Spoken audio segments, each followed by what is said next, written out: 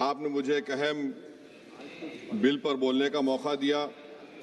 سر، اس وطن عزیز کے غریب، بے روزگار اور بھوکے لوگ اس ایوان میں موجود برسر اقتدار جماعت کے لوگوں کو ایک پیغام دینا چاہ رہے ہیں کہ شاعر نے کہا کہ بھوکوں کی نظر میں بجلی ہے، توپوں کے دہانے ٹھنڈے ہیں، تقدیر کی لب پہ جنبش ہے، تدبیر دم توڑ رہی ہے۔ سر، اس طرح کا ایک قانون بنانے کی کوشش کی جا رہی ہے جس سے غریبوں کو فائدہ ہوتا تھا۔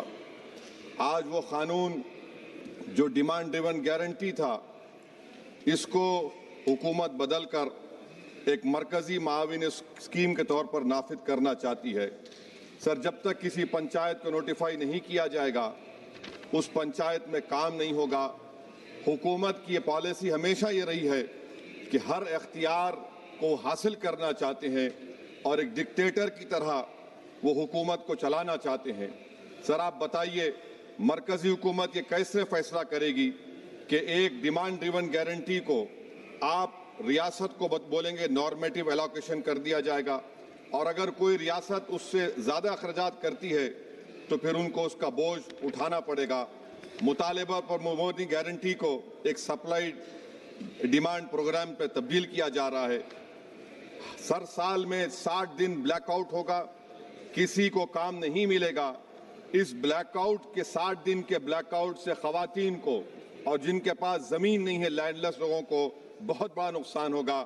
یہ قانون اگر بنے گا تو زمیندار خوشیاں منائیں گے اور غریب اس زمیندار کے رحم و کرم پر رہے گا۔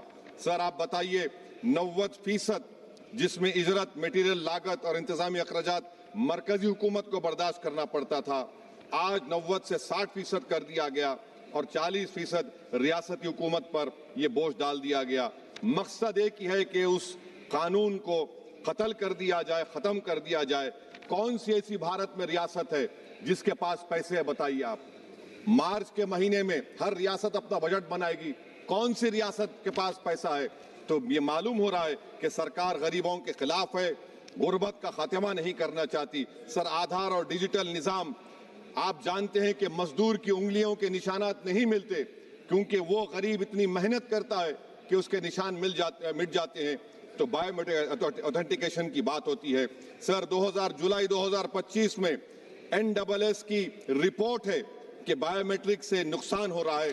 تو سر، میں اس اسکیم کے اور اس قانون کے خلاف ہوں، اور میں اپنی بات کو ختم کرتا ہوں کہ کسی شاعر نے اچھا کہا تھا کہ جس کھیت سے دہقان کو میسر نہ ہو روسی، اس کھیت کے گوشے گندم کو جلا دو۔